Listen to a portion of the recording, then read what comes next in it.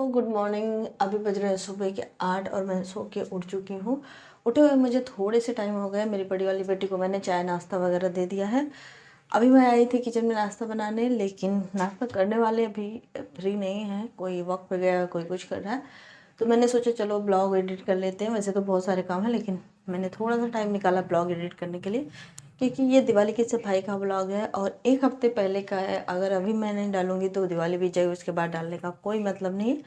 इसलिए मैं blog edit करने बैठी थी, तो मुझे याद आया इस वीडियो का इंट्रो तो मैंने शूट ही नहीं किया। तो मैंने सोचा चलो इस वीडियो का इंट्रो पे शूट कर लेते हैं। Hi guys, welcome back to my channel. ये वीडियो होने वाला है दिवाली की सफाई का। इसके बाद का वीडियो बहुत इंटरेस्टिंग होगा, आप देखने के लिए बने रहें और इस वीडियो को भी एंड तक जरूर देखें। फर्स्ट बिफोर और आफ्टर रिजल्ट आपको बहुत ही अच्छा लगेगा। तो चलिए स्टार्ट करते हैं।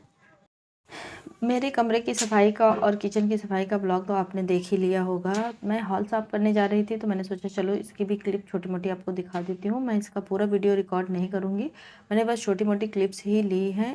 ये है मेरे हाल की हालत। पहले आप देख सकते हैं, जहाँ देखूँ वहाँ बच्चों के खिलौने हैं, कुछ ना कुछ इधर उधर पड़ा हुआ है। और यहाँ पर छोटी बेटी भी पीछे पीछे ही घूम रही है। सुबह हो चुकी है और वो जग चुकी है, तो वो और कहीं क्यों जाए, उसको भी सफाई करनी है भाई दिवाली की।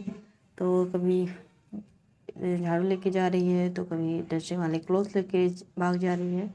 तो इसी तरह से होती है हम मम्मियों की सफाई। आगे पीछे बच्चे घूमते रहते हैं और काम भी करना रहता है। और यहाँ पे पीछे मेरे कपड़े वाले एक स्टैंड भी है, उसे भी मुझे हटाना है। आजकल बारिश हो जाती है कभी कभार, इसलिए कपड़े अंदर ही सुखाती हूँ मैं रात को बाहर नहीं छोड़ती हूँ। और इस समय कपड़े कई लॉट में धुल रहे हैं, तो रात को भी रहते ही हैं सूखने के लिए। इसलिए स्टैंड अंदर है तो मैं बाहर कर दूँगी। और इनका ये टेंट हाउस कहीं भी घूमता रहता है, कभी साइड में रहता है, कभी बीच में रहता है, कभी दूसरे कमरे में चला जाता है।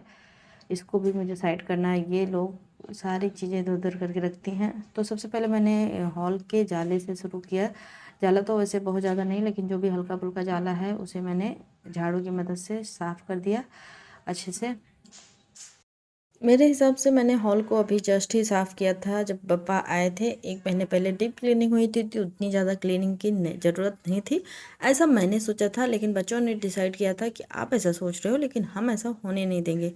इसलिए मैंने जैसे ही जाला वगैरह झाड़ लिया, पंखे को थोड़ा साफ़ कर लिया। और जब मैं नीचे इनके कैबिनेट में गई कि चलो इनके खिलौने भी थोड़े से ऑर्गेनाइज़ कर दूँ, मुझे देखकर ही चक्कर आ गए। इतने ज़्यादा गंदे कैबिनेट, बाप रे। उसमें टैग्स थे, स्टिकर्स थे, कवर गत्ते थे, और जो भी मतलब आप इमेजिन करो, रैपर थे चॉकलेट्स के। और किंडर जॉय के जो आते हैं खिलौने, उसके साथ किंडर जॉय का पूरा पैकेट था। तो मैं सोच के पागल हो रही थी कि ये लोग इन सब चीज़ों को क्यों इकट्ठा करके रखे हैं। इतने में मेरी बड़ी बेटी आ गई, तो मैंने पूछा ये सब क्या है। तो बोलती है सारे खिलौने हैं, मेरे खेलने के सामान है। बताओ, पता नहीं मेरे ही बच्चे ऐसे हैं कि आपके भी बच्चे ऐसे हैं। खिलौने को छोड़कर बाकी सारी चीज़ें से खेलते हैं। दुनिया की कोई भी चीज़ दे दो, कपड़ा, दुपट्टा, तकिया, बर्तन, कुछ भी दे दो खेलेंगे, लेकिन अपने खिलौने से नहीं खेलेंगे। इनके लिए हमने किचन सेट भी लाया है, लेकिन किचन सेट से नहीं खेलेंगे, ये एक्चुअल किचन के बर्तन से खेलेंगे। तो बहुत परेशान करते हैं बच्चे। पता नहीं मेरे ही ऐसे हैं कि आप सबके भी ऐसे ही हैं, कमेंट में ज़रूर बताइएगा। और यहाँ पर मैं अभी टीवी यूनिट को अच्छे से साफ़ कर रही हूँ। टीवी को खास करके, क्योंकि जो मेरी छोटी बेटी है उस पर हाथ लगा लगा कर बताती है कि कौन सा उसको वीडियो देखना है, इसलिए उस पर बहुत सारे दाग आ जाते हैं। तो यहाँ पर मैं वही क्लीन कर रही हूँ। उसके बाद मैंने इनके कैबिनेट को क्लीन किया। पर्दे वगैरह भी निकाल कर मुझे क्लीन करने थे, वो सारा वीडियो मैंने नहीं रिकॉर्ड किया, क्योंकि पर्दे हमारे थोड़े से फिक्स रहते हैं, उनको नट उनका खोलना पड़ता है, उसके बाद निकालना पड़ता है। तो मैंने सोचा इतनी बड़ी वीडियो बनाने की कोई ज़रूरत नहीं, मैं ये सब ऐसे ही कर लेती हूँ। यहाँ पर मैं वही कर रही थी। एक एक खिलौने को पहले अच्छे से साफ़ करो, क्लीन करो, ऑर्गेनाइज़ करो, और अगले ही दिन ये लोग उसका ऐसे हालत कर देते हैं कि मतलब पूछो मत, देखने जैसा भी नहीं रह जाता। और यहाँ पे टीवी यूनिट को मैंने 2-3 दिन से डस्टिंग नहीं की थी, और घर के कमरों की सफाई चल रही थी, इसलिए इतनी ज़्यादा डस्ट हो गई थी। तो उसमें भी काफ़ी ज़्यादा समय लग रहा था डस्टिंग करने के लिए भी। और टीवी यूनिट के पीछे जाले वगैरह भी थोड़े बहुत हो गए थे, तो वो भी क्लीन करने थे। तो इसी तरह से मेरी सफाई चल रही है।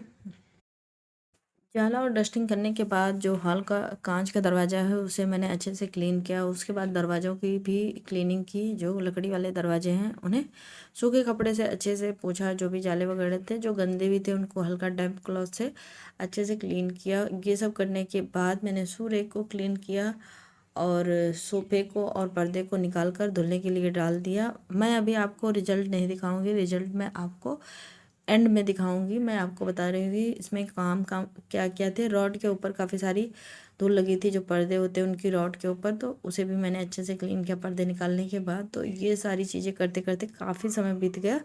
मतलब मैं सुबह 8 बजे से लगी, तो बीच में नाश्ता वगैरह बनाया था और दोपहर के मतलब 11 बजने वाले थे तब मैं जाके फ्री हुई। और ये सब करते करते काफ़ी ज़्यादा काम थे और एक एक चीज़ें आपको जब आप लग जाते हो तो लगता है ये भी साफ़ कर लो, ये भी साफ़ कर लो। मैं खिलौने ऑर्गेनाइज़ करने गई तो ये देखिए ये हालत है।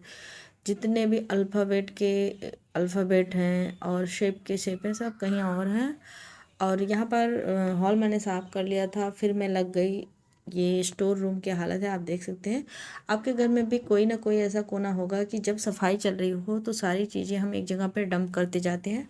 वो कोना मेरा स्टोर रूम है। तो चलिए इसे भी साफ़ कर लेते हैं। इसकी क्लिप मैं आपको नहीं दिखाऊंगी साफ़ करने की, क्योंकि बहुत ज़्यादा टाइम चला जाएगा, इसलिए मैं इसे बस यूँ चुटकी बजाऊंगी और क्लीन।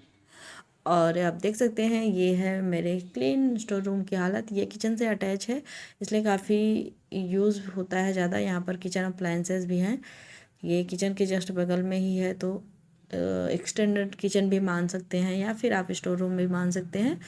तो इसी तरह से इसे मैंने क्लीन कर लिया। ज़्यादातर चीज़ें सफाई के दौरान जो भी ऐसी चीज़ें होती हैं कि इन्हें अभी बाद में देखना है क्या करना है या इन्हें धोना है, तो वो सारी चीज़ें किचन में ही स्टोर रूम में ही आके रख देते हैं। तो इसकी हालत बहुत ज़्यादा ख़राब हो गई थी, तो इसे भी मैंने साफ़ कर लिया। और चलिए अब हॉल का लुक दिखाते हैं फाइनल कि हमने क्या किया। तो यहाँ पर हॉल का एक कुछ ऐसा लुक आया साफ़ करने के बाद। बहुत कुछ चेंज तो नहीं आया, लेकिन हाँ थोड़ा बहुत तो साफ़ हो ही गया है। पर्दे वगैरह मैंने साफ़ कर दिए थे। ये क्लिप जो है मैंने रिकॉर्ड की दूसरे दिन की है। मैंने सोचा कि पर्दे धोने ही हैं तो मैं धोकर लगाने के बाद ही रिकॉर्ड करूँगी। तो यहाँ पर मैंने पर्दे वगैरह धो दिए हैं। मैंने सोफे की कवर अभी नहीं धोई है, धुलने में डाली है, वो धुल जाएगी तो मैं लगा दूँगी। बाकी यहाँ पे सारी चीज़ें ऑर्गेनाइज हो चुकी हैं। मैंने एक एक करके खिलौने को भी ऑर्गेनाइज़ कर दिया है। देखते हैं कितने दिन ऑर्गेनाइज रहता है। बस यही था हमारा दिवाली क्लीनिंग का ब्लॉग। और यहाँ पर सोफ़े की हालत मेरी थोड़ी सी ख़राब है, इसलिए सोफ़ा कवर डाल कर रखते हैं। इसे भी चेंज करना है, लेकिन देखते हैं कब तक चेंज करते हैं। और मुझे तो सफाई के बाद अपने हॉल का जो लुक है काफ़ी ज़्यादा पसंद आ रहा था। आप बताएं आपको कैसा लगा।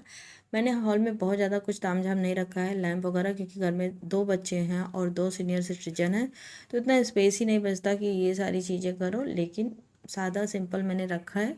तो आपको कैसा लगा हमारा सिंपल सा घर का लुक बताइएगा ज़रूर।